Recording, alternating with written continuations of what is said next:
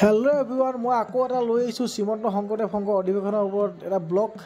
মই মোৰ ব্লগটো মই দেখাইছিলোঁ আমি কেনেকৈ গৈছিলোঁ, কেনেকৈ অধিৱেশনস্থলী পাইছিলোঁ, গোটেইখিনি মই আগৰ ভিডিঅ'টো দেখাইছোঁ। আৰু সেই ভিডিঅ'টোত মই কৈছিলোঁ যে মই পাৰ্টটো লৈ আহিম শ্ৰীমন্ত শংকৰদেৱ সংঘৰ অধিৱেশনৰ ওপৰত। এতিয়া আমি পাই গ'লোহি শ্ৰীমন্ত শংকৰদেৱ সংঘৰ অধিৱেশনস্থলীত। আৰু আপোনাক দেখিছে ইয়াত কিমান মানুহবোৰ, কিমান হাজাৰ হাজাৰ ভকত, লাখ লাখ ভকত বৈষ্ণৱসকল আহিছে, আপোনালোকে চাওক।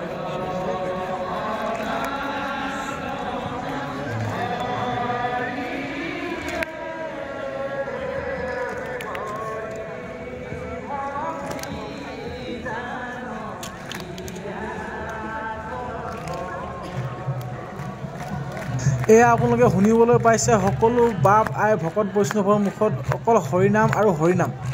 আৰু খন্তেক সময়ৰ পিছতে আমাৰ ভাগৱত শোভাযাত্ৰা আৰম্ভ হ'ব।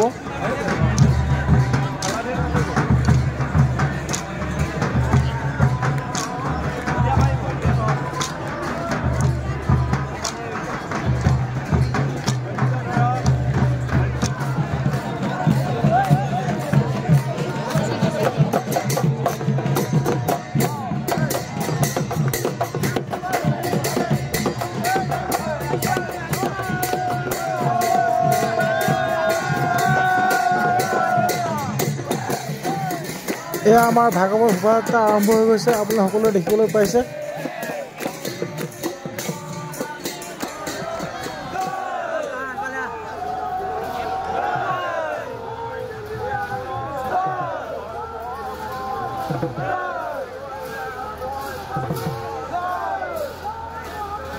এয়া আমাৰ শ্ৰীমন্ত শংকৰদেৱ সংঘৰ শোভাযাত্ৰাৰ ভাগৱত শোভাযাত্ৰাৰ যিখন ভাগৱত ৰথ বুলি কোৱা হয়, সেইখন ৰথখন ধুনীয়াকৈ তৈয়াৰ কৰি অনা হৈছে।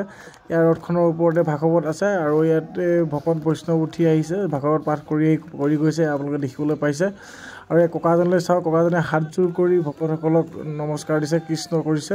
আৰু আমাৰ ককাজন বহুত, ককা বুলিয়ে কৈছোঁ, ভকত হ'লেও মানে আমি সৰু যেতিয়া আমি ককা বুলিয়ে কৈছোঁ। ককাজন বহুত আৱেগিক হৈ পৰিছে, দেখিবলৈ পাইছে।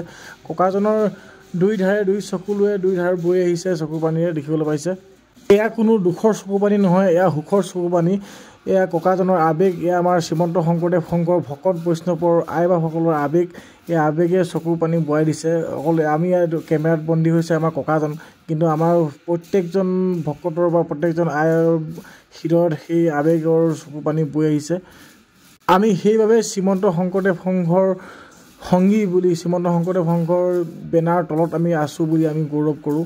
আৰু শ্ৰীমন্ত শংকৰদেৱ সংঘৰ এনেকুৱা এটা অনুষ্ঠান, এনেকুৱা এটা অধিৱেশন অসমত গঢ়লৈ কোনো উঠাব পৰা নাই আজি তাৰিখলৈকে। এয়া অকল সম্ভৱ হয় শ্ৰীমন্ত শংকৰদেৱ সংঘৰ ভকত বৈষ্ণৱৰ দ্বাৰা।